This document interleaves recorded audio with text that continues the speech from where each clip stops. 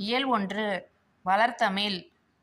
மூத்த தமிழ்மொழி என்றும் இளமையானது, இனிமையானது, எளிமையானது, வளமையானது, காலத்திற்கேற்பத் தன்னைத் தகுதிப்படுத்திக் கொள்வது, நினைக்கும் போதே நெஞ்சில் இனிப்பது, நம் வாழ்வைச் செழிக்கச் செய்வது. உலகச் செம்மொழிகளுள் ஒன்றாக விளங்கும் தமிழ்மொழியின் சிறப்புகளை அறியலாம் வாருங்கள். மனித இன பரிணாம வளர்ச்சியின் சிறப்புகளுள் ஒன்று மொழி. மனிதரை பிற உயிரினங்களிடம் இருந்து வேறுபடுத்தியும் மேம்படுத்தியும் காட்டுவது மொழி. நாம் சிந்திக்க மொழி உதவுகிறது. சிந்தித்ததை வெளிப்படுத்தவும் உதவுகிறது. பிறர் கருத்தை நாம் அறிய உதவுவதும் மொழியே. உலகில் 1000க்கும் மேற்பட்ட மொழிகள் உள்ளன. இவற்றுள் சில மொழிகள் மட்டுமே பேச்சு வடிவம், எழுத்து வடிவம் ஆகிய இரண்டையும் பெற்றுள்ளன.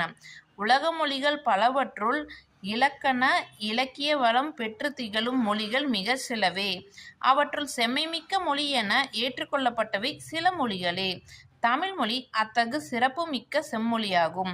தமிழ் இலக்கியங்கள் இனிமையானவை, ஓசை இனிமை, சொல் இனிமை, பொருள் இனிமை கொண்டவை. பல மொழிகள் கற்ற கவிஞர் பாரதியார். யாமறிந்த மொழிகளிலே தமிழ்மொழி போல் இனிதாவது எங்கும் காணோம் என்று தமிழ்மொழியின் இனிமையை வியந்து பாடுகிறார். மூத்த மொழி. என்று பிறந்தவள் என்று உணராத இயல்பினளாம் எங்கள் தாய் என்று பாரதியார் கூறிய கருத்து தமிழ்த்தாய்க்கும் பொருந்துவதாக உள்ளது. சாலைகள் தோன்றிய பிறகே சாலை விதிகள் தோன்றியிருக்கும். அதுபோல இலக்கியம் தோன்றிய பிறகே அதற்குரிய இலக்கண விதிகள் தோன்றியிருக்க வேண்டும்.